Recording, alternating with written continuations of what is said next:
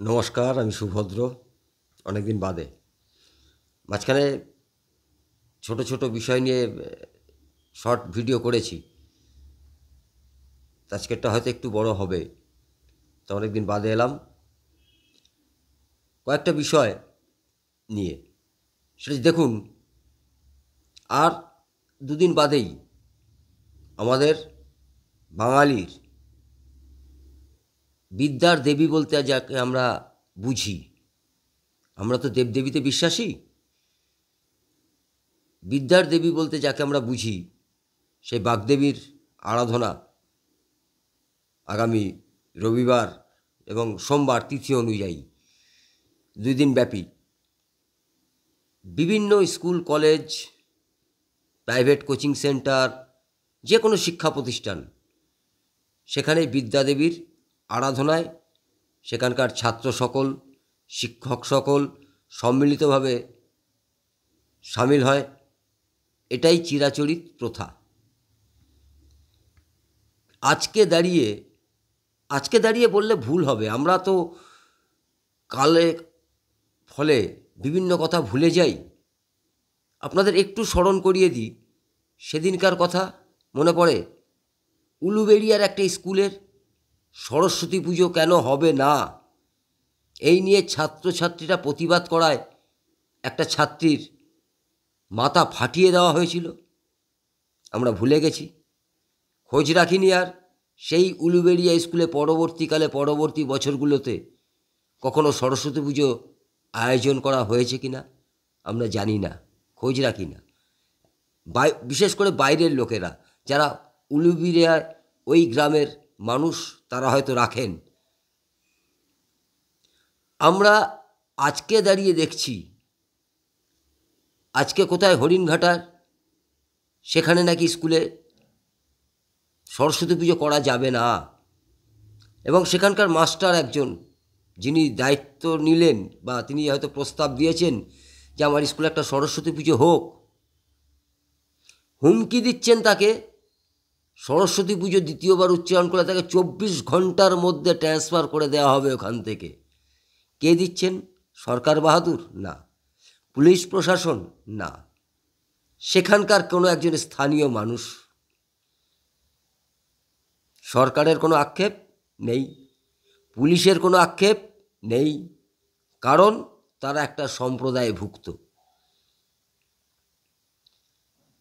আজকে কলকাতার এক বিশ্ববিদ্যালয়, সেখানে পর্যন্ত হুমকি দেওয়া হচ্ছে সরস্বতী পুজো হলে রেপ করে দেওয়া হবে। এটা কোনো ব্যাপার না। যদিও আমরা দেখেছি বিভিন্ন সময় বিভিন্ন দিনে গোটা পশ্চিমবঙ্গ জুড়ে রেপ হয়েছে। আর রেপ যদি হয়েই যায় সরস্বতী পুজোর করবার খাতিরে, তাদের কার কতটা পাওয়ার আমাদের তো জানা নেই। যদি রেপ হয়েই যায় ওই কলেজের কোনো ছাত্রী, বিশ্ববিদ্যালয়ের কোনো ছাত্রী, মাননীয় আছেন, তিনি বলে দেবেন ওটা বখরার হিসাব, কিংবা তার সাথে অন্য প্রেমিকের সম্পর্ক ছিল, তাই আক্রোশের ফলে তিনি রেপ হয়েছেন। যাকে ওনার বয়স কত সেই অনুযায়ী একটা টাকা ধার্য করে দেওয়া হবে। আমরা আরজি করও দেখেছি সাম্প্রতিক। তারপরেও বহু বিশ্ববিদ্যালয়, বহু মেডিকেল কলেজ, বিভিন্ন জায়গায় আমরা দেখেছি রেপটা একটা পশ্চিমবঙ্গের একটা কোনো আলাদা কৃষ্টি কালচারের মধ্যে পড়ে। বিশেষ করে সরকার বাহাদুরের পক্ষের লোক যদি হয়, তাহলে তো কোনো কথাই নেই, চলছে। আমরা কিন্তু মাথা ঘামাচ্ছি না।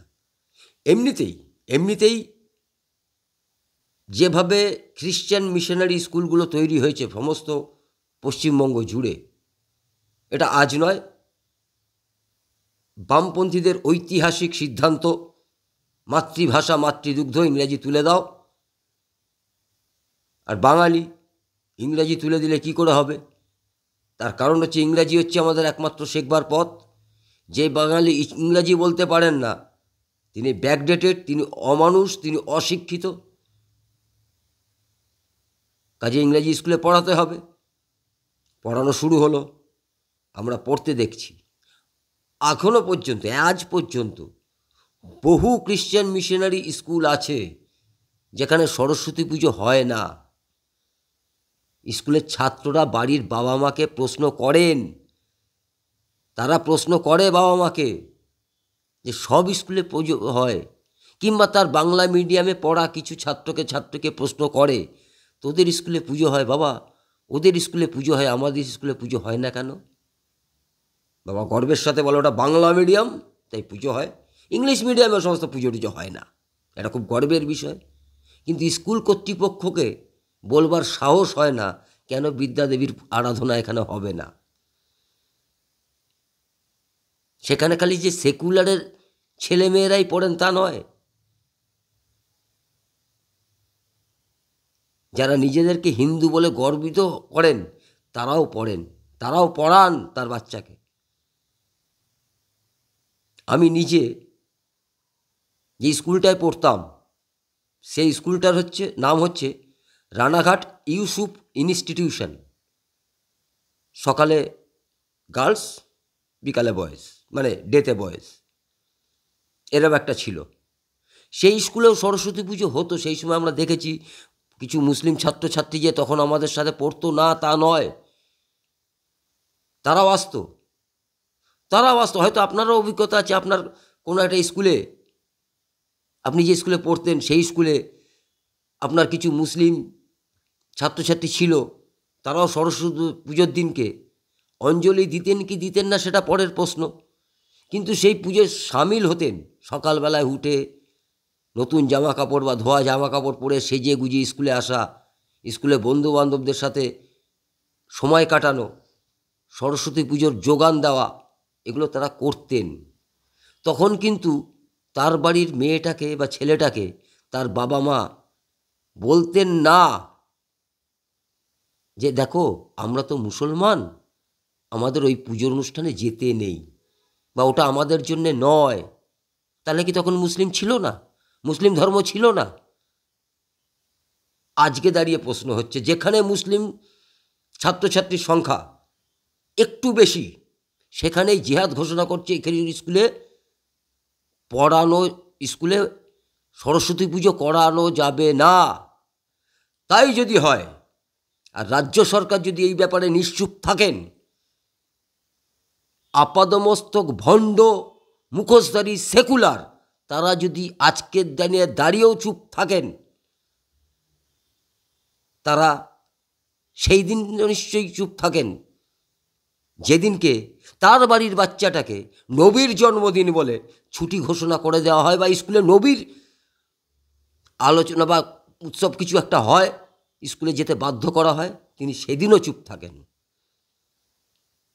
একই রাজ্য, ধর্ম যার যার উৎসব সবার। তাই যদি হয় রাজ্য সরকার কথায় কথায় বলেন ধর্ম যার যার উৎসব সবার, তা কেন বসন্ত উৎসবটা সবার নয়? মনে হয় না? দম নেই, শিরদাঁড়াটা বিক্রি করে দিয়েছেন, মুখ ফুটে কথাটা বলতে লজ্জা পান, কথায় কথায় বিবেকানন্দ আওড়ান। কিন্তু বিবেকানন্দ যে কথাটা বলেছিলেন না, যে গর্বের সাথে বলো আমি হিন্দু, লজ্জা পান। কোনো মুসলমান এরিয়ায় যে এই কথাটা বলতে আপনি নিজে লজ্জা পান, ভীত সন্ত্রস্ত হন, পাছে হিন্দু বলাতে আমার কোনো ক্ষতি হয়। তার মানে কি আপনার মনের মধ্যে রয়েছে, আপনার মনের মধ্যে রয়েছে যে এখানটা একটা ক্ষতি হতে পারে, তবুও মেনে চলে আসছেন। এভাবে কতদিন হবে? কোন রাজ্যে বাস করছি আমরা, কোন দেশে বাস করছি? এটা তো বাংলাদেশ নয়। বাংলাদেশেও হয়তো সরস্বতী পুজো হয়, জানি না বর্তমান পরিস্থিতিতে সেখানকার পরিস্থিতিটা কী রয়েছে। আজকে সরস্বতী পুজোর কথা বলছেন, বিভিন্ন দুর্গা পুজোর সময় দেখেছি, কালী পুজোর সময় দেখেছি বিভিন্ন এলাকার মূর্তি ভেঙে দেওয়া। পুজোর সময় হয়েছে, আমরা নিশ্চুপ ছিলাম, আপনিও নিশ্চুপ ছিলেন। আমাদের এখানে সব কিছু হয় না, আমরা এখানে ভাই মিলেমিশে থাকি, আমাদের এখানে এসব কিছু হয় না। আপনারা মিলেমিশে থাকেন না, তারা আপনাদের সাথে মিলেমিশে থাকেন, তার কারণ ওখানে আপনি সংখ্যাগুরু, তাই তারা আপনার সাথে মিলেমিশে থাকেন। উস্কানিমূলক কথা বলছি না, ঠেকে শিখছি, ঠেকে শিখছি। বলে না, হয় দেখে শেখে নয় ঠেকে শেখে। তা দেখেও শিখছি, ঠেকেও শিখছি, তাই আজ কথাগুলো বেরোচ্ছে। আর যারা দেখেও দেখেন না, ঠেকেও ঠেকেন না, যতক্ষণ না পর্যন্ত দেয়ালে পিঠটা না ঠেকছে, তাদের কাছে এটা কোনো ব্যাপার নয়। কিন্তু দেয়ালে আপনার পিঠ ঠেকবেই। আর যেদিন দেয়ালে পিঠ ঠেকবে, সেদিন আপনার কিছু করার থাকবে না। তার কারণ হচ্ছে, এগোতে গেলে পিছিয়ে আসতে হয়। তো কথায় আছে, চাণক্যের কথায়, এগোতে গেলে পিছিয়ে আসতে হয়। আপনার তো দেয়ালে পিঠ ঠেকা, আর কোথায় পেছোবেন? আর একটু পিছিয়ে না গেলে আক্রমণ করা সহজ হয় না। কাজে একটু গ্যাপ রাখুন, থাকতে আজকে সোচ্চার হন। একই বৃন্তে দুটি কুসুম নেই, এগুলো গল্পগাথা হয়ে গেছে বর্তমান পরিস্থিতিতে, যা দেখতে পাচ্ছি আমরা। বলবেন, আমার পাড়ার, আমি যে এলাকায় থাকি বা আমার পারিপার্শ্বিক বন্ধুবান্ধব বেশ কিছু মুসলিম সম্প্রদায়ের মানুষ আছে, তারা কিন্তু বেশ ভালো, আমার সাথেও মেশে, আমারও আছে। অফিস কলিগ থেকে শুরু করে বন্ধুবান্ধব, ছোটোবেলার বন্ধু, স্কুল কলেজের বন্ধু আছে। কিন্তু তাদেরকে কোনো দিন তাদের সম্প্রদায়ের এই ঘটনার পরিপ্রেক্ষিতে কোনো কথা বলতে শুনি না, এড়িয়ে যান তারা। তাহলে কি আমি ধরে নেব তারা জাস্ট ভালো সেজে আছেন? কি ভাবছেন হবে সরস্বতী পুজো আপনার এলাকায়? বহু জায়গায় বারণ করে দেওয়া হয়। এ বাংলার কতদিন, কবে জাগবেন? খালি ধর্মীয় সুরসুরি দেওয়ার জন্য কথাগুলো বলছি না। আমরা ছোটোবেলা থেকে পড়ে এসেছি, স্কুলে সরস্বতী পুজোর দিন মানে একটা আলাদা আনন্দ। সেদিনকে আমরা হারিয়ে যাবে। এটা আমাদের কৃষ্টি কালচার, এটা আমাদের কৃষ্টি কালচার। আমরা সনাতন ধর্মের লোক।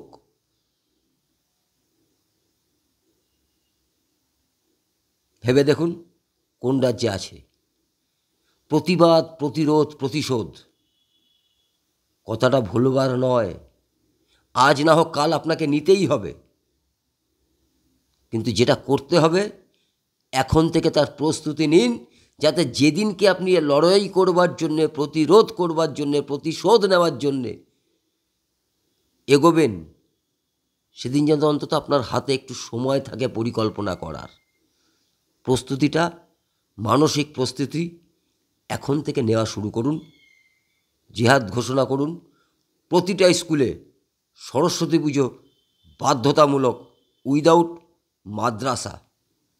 তার কারণ, মাদ্রাসাতে একটা সম্প্রদায়ের মানুষ, তাদের পড়াশোনা হয়, তাদের সিস্টেমটা আলাদা, সিলেবাস আলাদা, তাদের ধর্ম আলাদা। তারা মানল কি না মানল, করলো কি না করলো, বিন্দুমাত্র মাথা ব্যথা নেই। ভালো থাকবেন, ভেবে দেখবেন। কথাগুলো একটু মনে করিয়ে দেওয়া মাত্র। আজকে একটা সরকার, আজকে শিক্ষামন্ত্রী, সবাই নিশ্চুপ, কোনো কথা নেই এটা নিয়ে। যদিও কোনো ব্যাপারেই সরকার কোনো কথা বলেন না, তার কারণ তার মাথায় একটাই চিন্তা, আমাকে ভোটে জিততে হবে, ক্ষমতায় থাকতে হবে, তার জন্যে যা যা করণীয় আমাকে করতে হবে, তাতে রাজ্যের মানুষ জাহান্নামে যায়, যাক। রাজ্য জাহান্নামে যায়, যাক, কিচ্ছু এসে যায় না, আমাকে ক্ষমতায় থাকতে হবে। প্রয়োজনে পশ্চিম বাংলাদেশ তৈরি হতে পারে, কিন্তু আমাকে ক্ষমতায় থাকতে হবে, ক্ষমতায় থাকতে হবে। আর আপনার দায়িত্ব ক্ষমতাচ্যুত করা, ইমিডিয়েট। কারণ যত দিন ক্ষমতায় থাকবে, আপনার পরিবেশ, পারিপার্শ্বিক পরিবেশ, আপনার মানসিকতা, আপনার কৃষ্টি, কালচার, সংস্কৃতি তিলে তিলে শেষ হবে, যেখান থেকে আর ফিরিয়ে আনতে পারবেন না। এমনিতেই আমরা অনেক দূর পিছিয়ে গেছি। সবাই ভালো থাকবেন। ভালো লাগলে, খারাপ লাগুক, কমেন্টস করতে ভুলবেন না। আসি, বলি, জাস্ট একটু মনে করিয়ে দেওয়া। হয়তো আপনিও ভাবছেন, বলতে পারছেন না। আমি একটু বলে ফেলি, ঠোঁটকাটা মানুষ, কোনো কিছুর ভয় নেই দাদা। আজ মরলেও মরবো, কাল মরলেও মরবো, কি হবে? হোক না একটা, এটাও একটা প্রতিবাদ, তো এটাও একটা লড়াই। সবাই মাঠে নেমে লড়াই করতে পারেন না, যারা পারেন তারা তো করছেন। মাঠে নামার পরিস্থিতি হলে তখন নিশ্চয়ই থাকব। তার আগে মানুষকে সজাগ করবার যে প্রক্রিয়া শুরু করেছি, চলতে থাকবে। ভালো থাকুন, আবার দেখা হবে। নমস্কার।